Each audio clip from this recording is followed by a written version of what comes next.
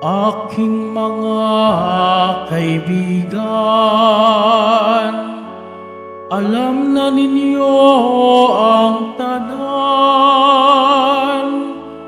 mamula sa amang mahal. Hallelujah,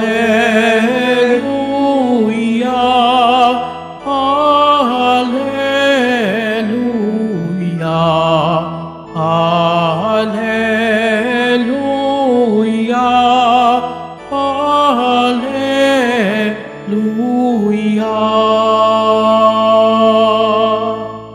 Sumainyo ang Panginoon. At sumaiyo rin. Ang mabuting balita ng Panginoon ayon kay San Juan.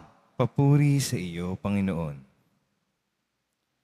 Noong panahong iyon, sinabi ni Jesus sa kaniyang mga alagad, "Ito ang aking utos, mag-ibigan kayo gaya ng pag-ibig ko sa inyo. Walang pag-ibig na hihigit pa sa pag-ibig ng isang taong nag-aalay ng kaniyang buhay para sa kaniyang mga kaibigan. Kayo'y mga kaibigan ko kung tinutupad ninyo ang mga utos ko. Hindi ko na kayo inaaaring alipin, sapagkat hindi alam ng alipin ang ginagawa ng kaniyang Panginoon. Sa halip, inaari ko kayong mga kaibigan, sapagkat sinabi ko sa inyo ang lahat ng narinig ko sa aking Ama. Hindi kayo ang pumili sa akin.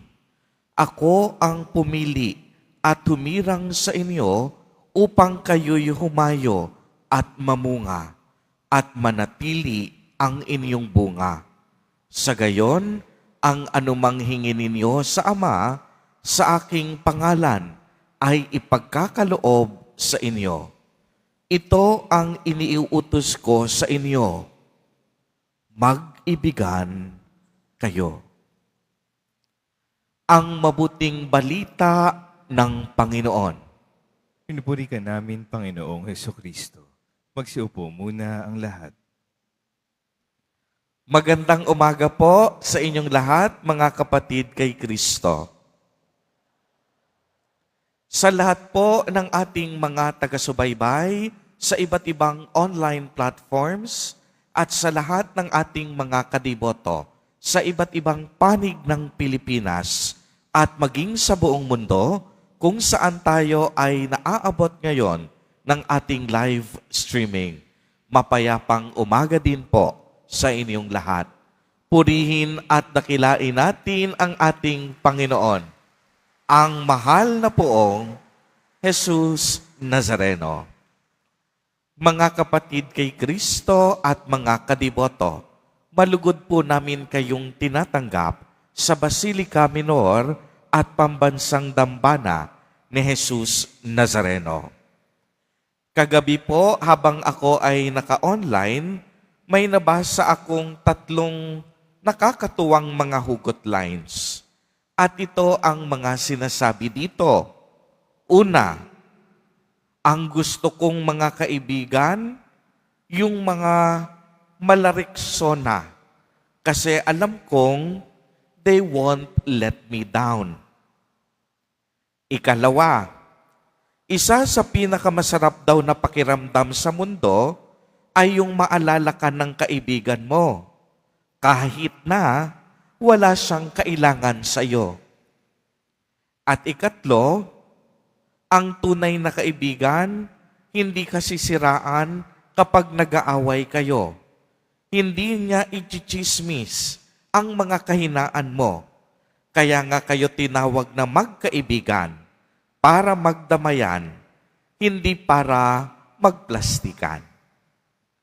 Mga kapatid kay Kristo, ang bawat isa sa atin may kaibigan.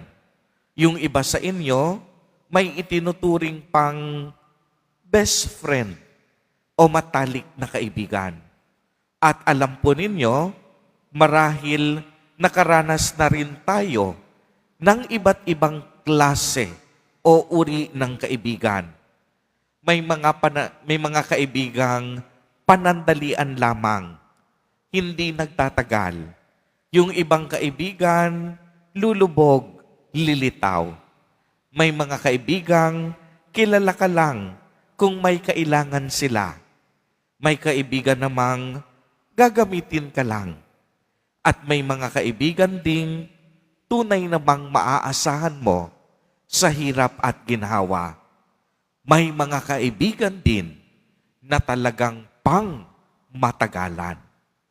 Sa atin pong ebanghelyo sa araw na ito, napakaganda ng sinabi ni Jesus Nazareno.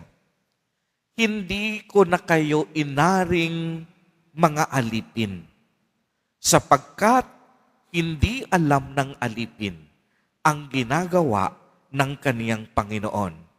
Sa halip, inari ko kayong mga kaibigan, sapagkat sinabi ko sa inyo ang lahat ng narinig ko sa aking Ama.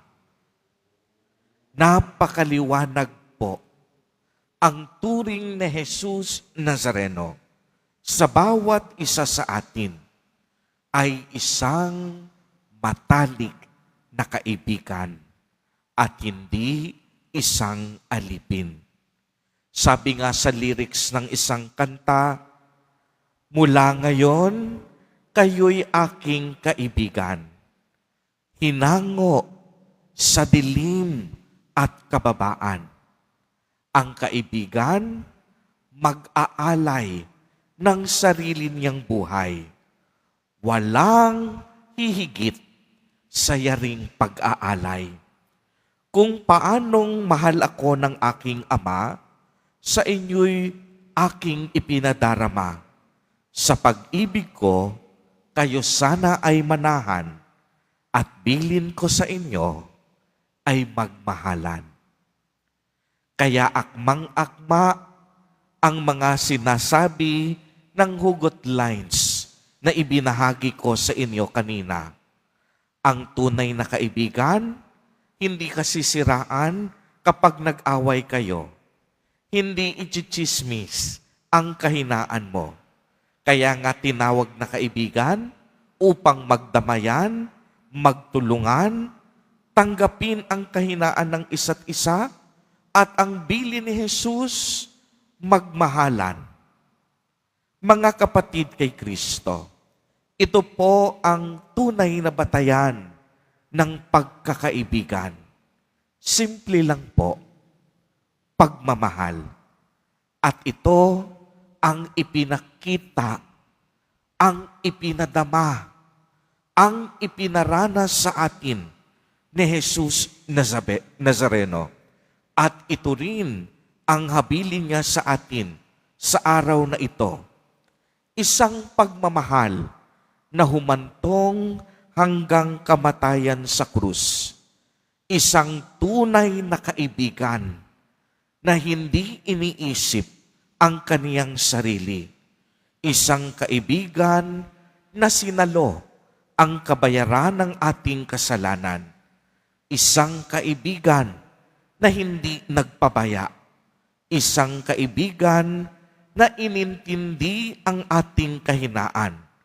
Isang kaibigan na nanatiling tapat hanggang wakas at mananatiling tapat magpakailanman. Kaya nga, ang batayan ng ating pagiging Kristiyano ay kung tayo'y tunay na katagasunod at kaibigan ni Jesus Nazareno, na kung saan ang sentro ng ating ugnayan sa Kanya ay pag-ibig o pagmamahal. Ang pagmamahal ay ang pinakabuod ng kaligtasang ibinigay sa atin ng Diyos sa pamamagitan ni Jesus Nazareno. At ang pagmamahal na ipinakita ni Jesus sa atin ay hindi nakabase sa anumang kondisyon o kagustuhan, kung hindi pag-ibig na ibinigay sa atin buong buo, walang kinikilingan, at higit sa lahat, walang hinihintay na kapalit. Kaya nga ang magandang katanungan sa araw na ito, ganito rin ba ang ating pagmamahal kay Jesus Nazareno? Itinuturing ba natin si Jesus bilang ating isang tunay at matalik na kaibigan? Handa rin ba tayong magbuwis at mag-alay ng buhay tulad ng ating kaibigan na si Jesus Nazareno?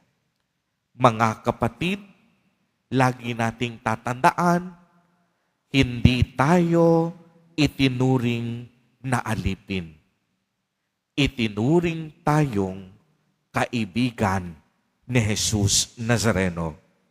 Dahil sa wagas na pagmamahal ng Diyos, hanggang sa ngayon, hindi napuputol ang pakikipagkaibigan ni Jesus Nazareno sa bawat isa sa atin.